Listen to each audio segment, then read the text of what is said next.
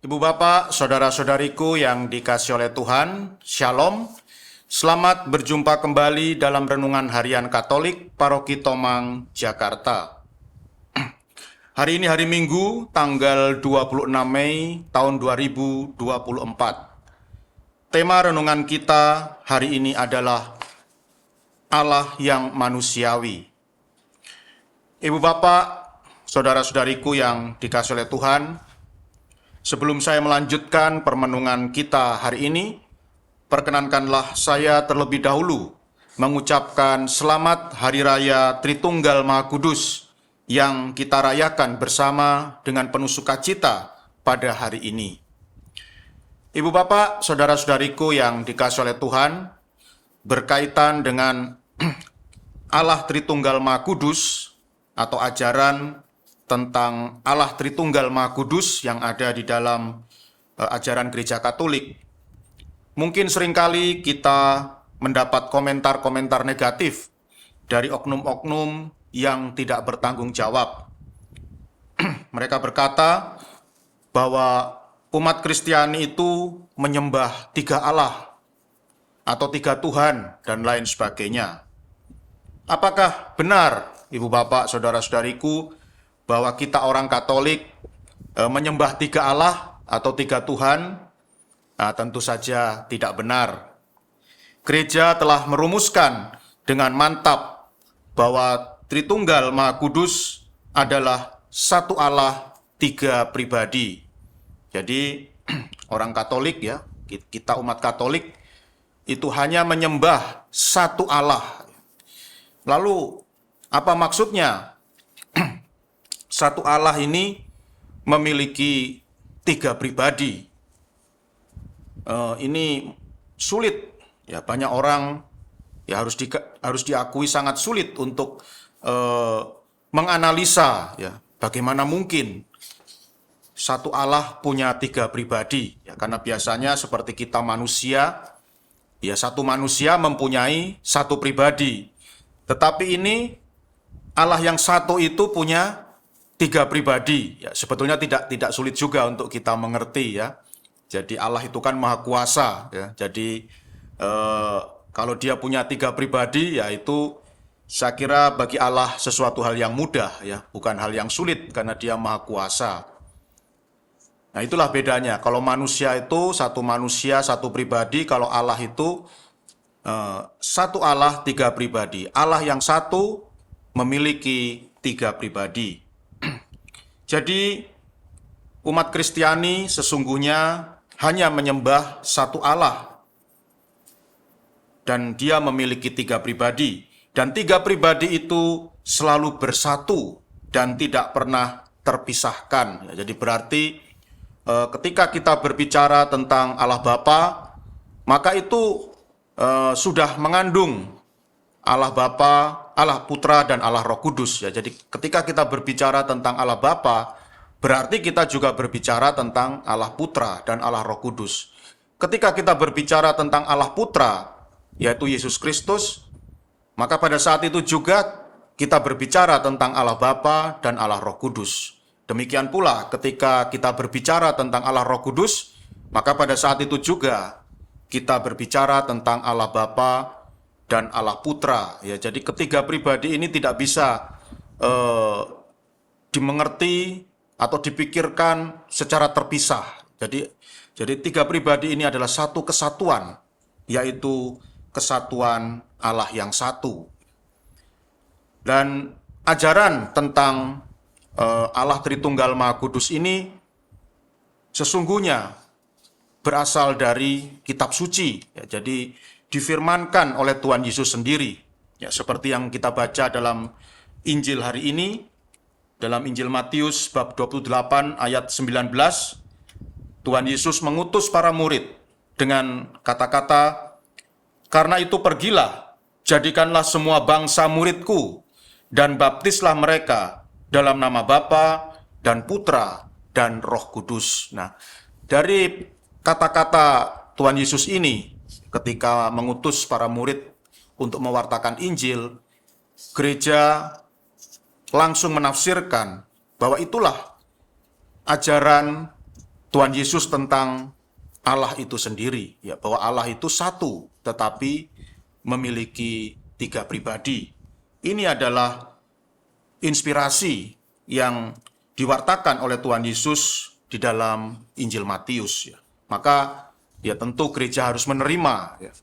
Meskipun mungkin banyak orang Katolik sendiri yang berpendapat, wah ini ajaran tentang Allah Tritunggal Maha Kudus ini membingungkan, ya, sangat sulit untuk dianalisa, ya. Satu Allah kok bisa punya tiga pribadi, strukturnya bagaimana? Nah itu memang banyak orang kesulitan, ya, untuk menganalisanya, untuk memahaminya. Dan berkaitan dengan Allah Tritunggal Maha Kudus ini harus diakui, ya, memang sampai hari ini belum ada penjelasan yang sangat memuaskan tentang Allah Tritunggal Maha Kudus itu, ya, strukturnya bagaimana itu tidak ada penjelasan yang memuaskan, ya. Ya paling seperti yang saya jelaskan tadi, kalau kita manusia satu pribadi. Kalau Allah itu satu Allah punya tiga pribadi. Lu kok bisa lebih banyak? Yaitu ya justru disitulah letak kemahakuasaan Allah, ya. Kalau kita satu pribadi, maka Allah itu bisa punya tiga pribadi karena Dia adalah Allah yang Maha Kuasa. Berkaitan dengan ajaran Allah Tritunggal Maha Kudus ini, Santo Agustinus, seorang kudus, pernah menjelaskan dengan ungkapannya yang sangat terkenal. Ia pernah berkata, ketika orang pusing atau sibuk, ya, berusaha menganalisa bagaimana struktur Allah Tritunggal Maha Kudus ini, maka Santo Agustinus berkata kepada mereka, bagaimana mungkin Allah yang Maha Besar hendak kita masukkan dalam otak kita yang hanya sekepalan tangan. Ini sebuah kata-kata yang sangat terkenal dari Santo Agustinus. Bagaimana mungkin kita mau memasukkan, ya, Allah yang begitu besar, ya, Allah yang Maha Besar ke dalam otak kita yang hanya sekepalan tangan. Tentu kita tidak akan mampu untuk memahami, ya, misteri Allah yang begitu besar. Nah, dengan kata lain, Santo Agustinus menyimpulkan bahwa masalahnya itu bukan pada ajaran tentang Allah Tritunggal Maha Kudus ini yang tidak logis, ya, melainkan otak manusialah yang terbatas. Sehingga mau dijelaskan bagaimanapun, ya, otak manusia itu tidak akan bisa memahaminya, ya. Misteri Allah yang begitu maha besar mau kita pahami dengan otak kita yang sangat kecil ini, ya, sampai kapanpun kita tidak akan memahaminya. Tetapi bagaimanapun juga itulah ajaran yang harus kita imani. Oleh karena itu, Ibu Bapak, Saudara-saudariku yang dikasihi oleh Tuhan, saya kira sikap yang paling tepat untuk menyikapi ajaran Allah Tritunggal Maha Kudus ini, marilah kita tidak perlu berpusing-pusing menganalisa, ya, bagaimana struktur Allah Tritunggal Maha Kudus ini, ya. Itu bagaimana, ya, dijelaskan secara matematika, secara kimia, fisika mungkin, ya, atau secara filosofis. Saya kira kita tidak perlu memusingkan itu, karena seperti dikatakan oleh Santo Agustinus tadi, ya, otak kita itu sangat kecil, sangat lemah, sangat terbatas, tidak mungkin bisa menganalisa misteri Allah yang begitu maha tinggi, yang begitu maha besar. Maka daripada kita berpusing-pusing memikirkan, menganalisa mengenai struktur Allah Tritunggal Maha Kudus, maka lebih baik kita merenungkan bagaimana manusia ini, ya, kita ini bisa tercipta karena relasi cinta kasih yang ada di antara Allah Bapa, Allah Putra, dan Allah Roh Kudus, seperti yang diwahyukan atau seperti yang tersurat di dalam Kitab Kejadian bab 1 ayat 26.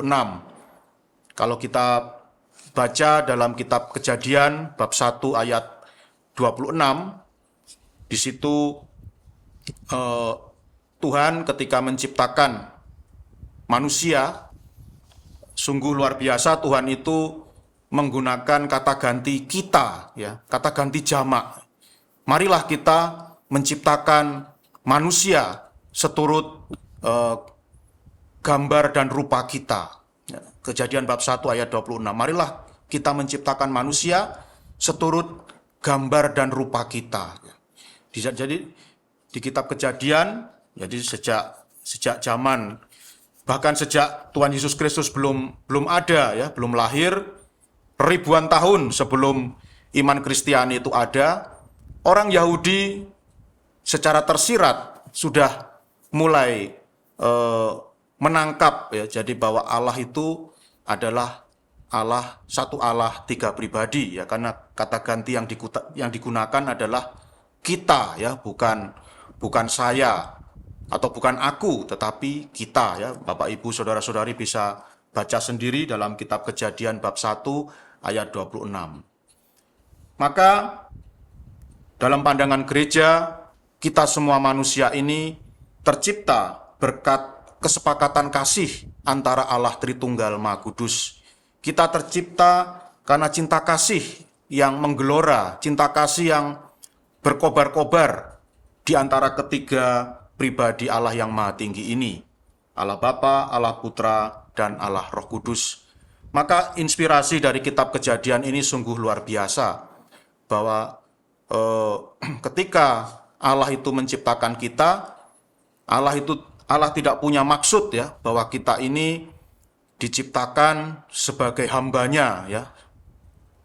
Ini berbeda dengan ketika manusia itu menciptakan sesuatu, ya. Jadi manusia menciptakan mobil, nah pasti yang diinginkan dari manusia ini fungsinya, ya, supaya saya bisa pergi kemana-mana dengan nyaman. Atau manusia menciptakan air conditioner, ya, atau AC, ya. Manusia menciptakan AC. Pasti yang dilihat fungsinya, supaya saya bisa tidur dengan nyaman, ya, tinggal di kamar dengan udara yang sejuk, tidak kepanasan, dan lain sebagainya, ya. Juga ketika manusia menciptakan televisi, pasti manusia itu berpikir, saya menciptakan televisi supaya kalau sedang beristirahat bisa nonton, ya, acara-acara yang bagus, dan saya terhibur. Jadi manusia ketika menciptakan sesuatu itu pasti ada tujuannya, ya. Selalu dicari fungsinya yang membuat manusia itu bisa hidup dengan nyaman. Tetapi tidak demikian ketika Allah Tritunggal Maha Kudus, ketika Allah Bapa, Allah Putra, dan Allah Roh Kudus menciptakan kita manusia, sama sekali Tuhan itu tidak punya intensi atau punya rencana untuk memanfaatkan fungsi kita sebagai manusia, ya. Jadi Allah menciptakan kita untuk diambil manfaatnya atau diambil fungsinya, tidak. Kita tercipta semata-mata karena Allah mencintai kita. Itu saja, ya. Jadi kita tercipta ini semata-mata karena cinta Allah. Tidak ada niat untuk memanfaatkan kita atau mengambil fungsi kita yang bermanfaat untuk Allah. Tidak ada, ya. Oleh karena itu, Ibu Bapak, Saudara-saudariku yang dikasihi oleh Tuhan, sungguh hari raya Tritunggal Maha Kudus yang kita rayakan pada hari ini memberikan inspirasi yang luar biasa, bahwa kita ini sungguh-sungguh diciptakan berdasarkan cinta kasih antara ketiga pribadi Allah itu, Allah Bapa, Allah Putra, dan Allah Roh Kudus. Maka sudah selayaknya kita yang tercipta karena cinta kasih di antara Allah Tritunggal Maha Kudus ini juga membalas, menanggapi kasih Allah yang begitu luar biasa itu dengan juga mencintai satu Allah tiga pribadi ini, mencintai Allah Bapa, Allah Putra, dan Allah Roh Kudus. Dan semoga dengan mencintai Allah Tritunggal Maha Kudus, kita semua boleh memiliki sumber kekuatan di dalam hidup ini yang tidak pernah kering, yang tidak pernah habis. Dan semoga api cinta kasih yang berkobar di antara Allah Tritunggal Maha Kudus, Bapa, Putra, dan Roh Kudus membuat kita senantiasa teguh berdiri dan selalu bersemangat dalam menjalani kehidupan ini. Tuhan memberkati.